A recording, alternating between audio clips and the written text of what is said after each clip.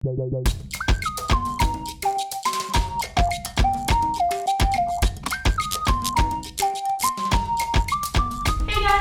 video is going to be a little bit different. As you can probably tell, I am working with Spectro on this video, and I'm here with dermatologist Dr. Humphrey. And I'm super excited because you guys asked us a ton of questions in my previous morning routine video. You left comments and on my Twitter and Instagram, and we're going to be answering those for you today. And also don't forget to click the link down below to enter the Spectro prize pack giveaway. It's super easy to enter, so make sure you do that. And yeah, are you able to tell us a little bit about yourself and your background in dermatology? Absolutely. I'm Dr. Shannon Humphrey. I'm a dermatologist here in Vancouver, BC, and I'm on faculty at the University of British Columbia.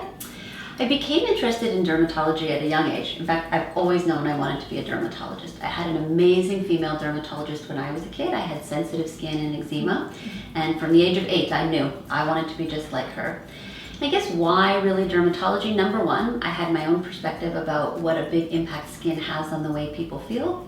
And number two, I actually really like skincare products, so it seemed to be a good fit. That's awesome. That sounds fantastic. It's so neat that you knew at such a young age too. That's pretty rare, I find. But lucky, I think. Definitely. All right, so we're gonna move into the questions that you guys left, and yeah, so here we go. So the first question is, what should people with combination skin do to avoid completely drying out their skin? So people with combination skin that's usually oily in the T-zone and then drier on the cheeks tend to think that they should treat their skin just for the oiliness, and they do lots of scrubbing and they use astringents that have alcohol, but that's really the wrong thing. You still need to use a gentle soap-free cleanser and then find a moisturizer that's right for your skin type. So it would be a lighter moisturizer like a lotion, but that really helps to restore the skin barrier and normalize the complexion. And the next question is it normal to get pimples in your eyebrows? And I've definitely had this before, so I'm glad you asked this question. So I guess to answer your question, it's better to start with what's a pimple. So in the skin, we call them pores, but really what it is you have an oil gland and you have hair coming out of it. And that comes out of an opening in the skin that people call pores. And what happens when the opening of that pore becomes blocked, it can become filled with dead skin and oil, and that's how you get a pimple. So you can get a pimple anywhere on the skin that you have oil glands, including in your eyebrows. The most common area, of course, is in the T-zone, nose and chin, especially for clogged pores and blackheads, but it's certainly possible to have them in your eyebrows. Neat. It's not cute, but it happens. All right. The next question is, do you have any product recommendations for sensitive acne-prone skin?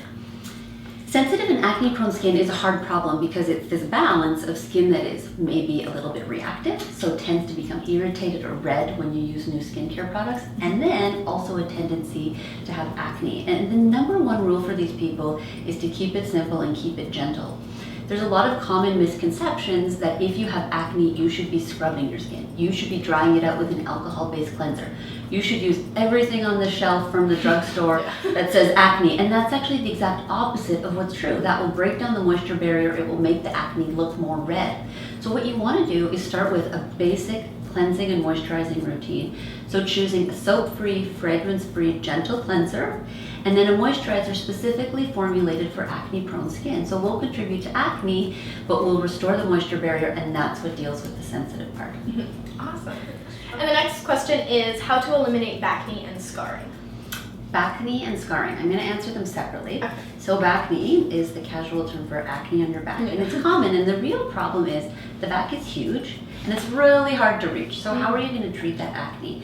Thankfully, there's some over-the-counter options that work well, and probably the best one to start with is a benzoyl peroxide wash. So this is something you can use in the shower. You can suds it up on your back, let it sit there for a couple of minutes, and then rinse it off. You want to look for a formulation that has a lower concentration of benzoyl peroxide, somewhere between 2.5% and 5%. Okay. One of the formulations I like is the Spectro Acne Wash. It's 4%, and it has emollients and humectants in it. So not only do you get benzoyl peroxide that helps with the acne, but can be a little bit drying, then they've added ingredients to help make it more soothing and softening for the skin. Yeah, this one in particular, this is the one here, and it's a very creamy texture. It's probably like my favorite acne wash out there. But going off of that, it does like dry out my skin a little bit. Is that just because of the ingredients and how they're working? It is. You know, benzoyl peroxide is one of the best first-line over-the-counter treatments for acne. It's old-fashioned, but it's really tried and true. And it works in so many ways. It reduces the bacteria that contribute to acne, it reduces inflammation, and it even reduces that stickiness of skin cells that clogs the pore in the first place. So it targets a bunch of different factors that cause acne. It's readily available. It's usually pretty expensive, but it can be a little bit drying or irritating. And so that's why it's important to choose a gentle formulation with a low concentration, and also to pair it with the appropriate skincare. So this is where you're looking for a gentle soap-free cleanser, nothing harsh, no alcohol, no fragrance, and then a moisturizer. And I think that's the step that most acne patients are missing. They think they don't need a moisturizer because they have acne, but moisture barrier is different from oil production and acne tendency. And I personally have fairly dry skin in my T-zone, but then I'm also acne prone as well, so it's like the complete opposite, which, can you talk about scarring and maybe how we can, treat the scarring after there's been acne there? Yeah, acne scarring is as common a complaint in my practice as acne itself. Wow. And so I think the first thing, above all else, needs to be treat the acne. So once the acne has been successfully treated and you're on a maintenance regimen, the next question is, do I really have scarring? Scarring is a permanent change in collagen that results in a depression in the skin. And that is one problem that we can treat. But there are other changes on the skin that are more color changes, red or brown, that can come after acne. They have these long names: post-inflammatory hyperpigmentation and erythema. Flat red or brown marks. Now, the important reason for distinguishing those two is that the red and brown marks actually fade over time. So once you've treated the acne, if you can be patient, the red and brown marks almost always go away on their own. Now we're going to move into the SPF questions because, of course, it is summertime, so I figured we would ask some of those questions as well. So what is the difference between SPF 50 for adults and SPF for babies? Aside from the price difference, which one is better for adult skin? So sunscreen with an SPF 50 for adults or children, the difference is actually marketing. You know, the formulations are the same. The ingredients that have been shown to be effective in adults and children are exactly the same. Sometimes the fragrance might be different. Often in the children's formulations, they tend to be water resistant because kids are often in and out of the water. But the truth is, it doesn't matter if it says kids or adults on it. There are important things you should look for when you're choosing a sunscreen. One is for a high SPF, so I'm happy you asked about an SPF 50. Another one is that it's broad spectrum, and that's something that's a bit harder to find. You'd have to look for it in the label. And that kind of brings us into the next question is, what SPF is better for you, the type that you would spray on or the rubbing in kind? So I often say to my patients, the best sunscreen is the one that you're going to use. And we're very lucky in this day and age that there have been huge advances in the cosmetic elegance. So in the actual textures, it doesn't really matter. There are sprays and creams and lotions and mousses that work very, very well.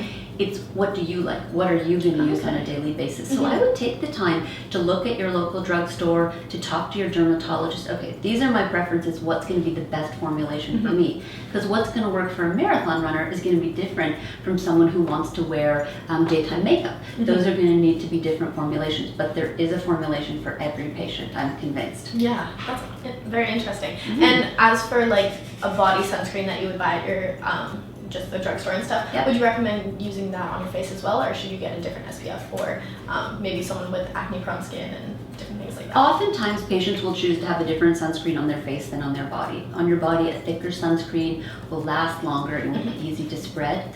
Some patients also prefer to spray on the body because it's quite quick. But for the face, you want something that's not going to be oily, it's not going to be heavy, it's not going to feel sticky or too sweaty on your face. So some of the lighter formulations are good, and you can look for things like lightweight lotion. That's a good clue that it's going to be lighter for your skin type.